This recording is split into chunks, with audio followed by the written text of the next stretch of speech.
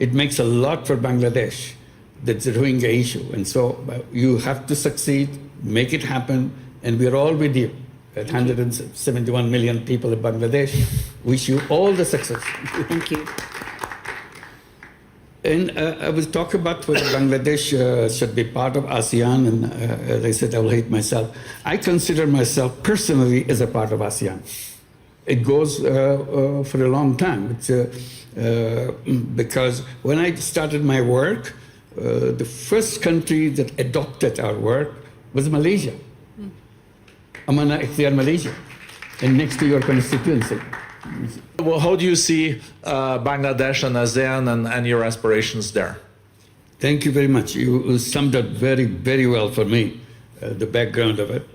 I would have hated myself sitting there and watching an ASEAN session going on here on the stage. You saved me, I'm here. So I'm very happy to be here with everybody in ASEAN. And thank you for giving me this opportunity. And we all pray for your success, Julie Bishop. It makes a lot for Bangladesh, that's the Rohingya issue. And so you have to succeed, make it happen, and we're all with you. At 171 million people in Bangladesh, wish you all the success. Thank you. And I was talking about whether Bangladesh should be part of ASEAN, and as I said, I will hate myself. I consider myself personally as a part of ASEAN. It goes for a long time. It's, because when I started my work, the first country that adopted our work was Malaysia. Amana Ikhtiar, Malaysia, and next to your constituency. Anwar has become a very good friend since then. We have been very close, and enthusiasm that he showed in our work, as a result, is a spread. The whole idea of microcredit is spread all over Malaysia. And that was the beginning of the idea of microcredit going out of Bangladesh. That's the first country. So that brought me so close to Malaysia, and it became stronger and stronger relationship with Malaysia. We feel extremely well connected together. So I don't see why we cannot be together in ASEAN. And my friend, Prime Minister Anwar, has already assured me that somehow we will become a part of ASEAN, starting with the dialogue partner, which is available, hopefully, because emotionally we're so close to make it happen. And then came Indonesia, next to Malaysia. This is the Karya Usaha Mandiri. This is a microcredit application in Indonesia. So Indonesia became very close to us, working together, village after village, island after island. So I cannot see myself distancing from Indonesia. We're so much part of Indonesia, so personally happening. And Vietnam, almost every single women leader in Vietnam came to Bangladesh to study what we are doing and bring it to Vietnam. We did our program all over Vietnam. So personally, we're already part of ASEAN. We cannot take it away from us. We have to accommodate us into ASEAN, and this is something that we have to work together.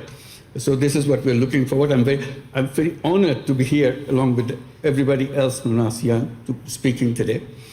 The point I wanted to raise with ASEAN is a part of ASEAN, emotional part of ASEAN. It's a wonderful group of countries moving forward, very confident steps, future looks very bright. But the question that I've been raising in Bangladesh, and I want to share it with also ASEAN countries, what kind of future that we see for ourselves as a region, as a country? Do we follow the same footsteps that the West has done as a success and same development paradigm that we have learned?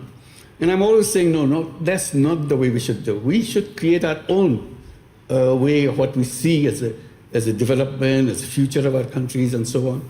One of the things we said, all the issues and definitions and concepts that we have adopted from the Western way of looking at it can be redesigned. And that's one of the things is the whole banking system, whether banking system should remain connected with the people with money.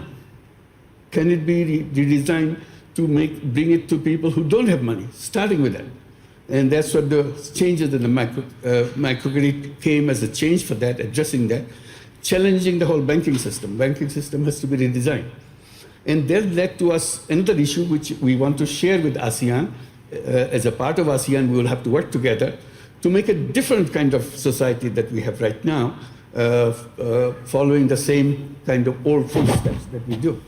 Avoid the whole wealth concentration issue completely, right from the beginning. Because otherwise, if you follow the same step, we go back to the same thing with all the concentration of wealth. It's a globally concentration of wealth is going on, and that will be a disaster for future.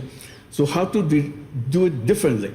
That's where the banking system comes, very important. Making availability of the finance to the people, and that should be part of the whole ASEAN paradigm, that this is what we do. We ensure that no matter who a person is, either a poor person, a rich person, man or woman, as a human being, I'm entitled to it. I can change my own life. And that's what the kind of mission should be integrated into the ASEAN way of thinking. It's not the same thing, but we adopt many things, but we also add things. And that led to the issue of entrepreneurship, which we have been talking in Davos. Klaus Schwab has created, and with Hilde Schwab, the Foundation for Social Entrepreneurship. So the whole idea of social entrepreneurship comes, how to create an economy based on social entrepreneurship, rather than just follow the same path of profit maximization, growth, and so on. How much growth is important, how much sharing of wealth is important, so together. So those are the things that we have to address together in ASEAN framework to make sure we not only progress, we also progress in a different way, as becoming an example for the rest of the world. We should not be just copying things the way it happened in the past, and allowing the young people to take lead. This we have coming from Bangladesh, coming from the uprising of the young people from Bangladesh is very, very strong right now with us, to show that what the capacity of the young people, how to bring up the young people to lead the nation, lead the people with their ideas, with their concept, their technology. They are completely different kind of generation, unlike the generation that who run the country.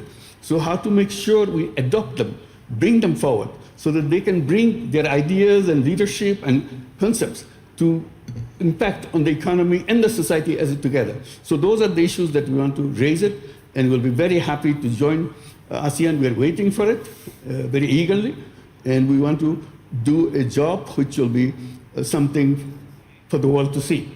It's a very different kind of region which grew with a different kind of framework. Thank you very much.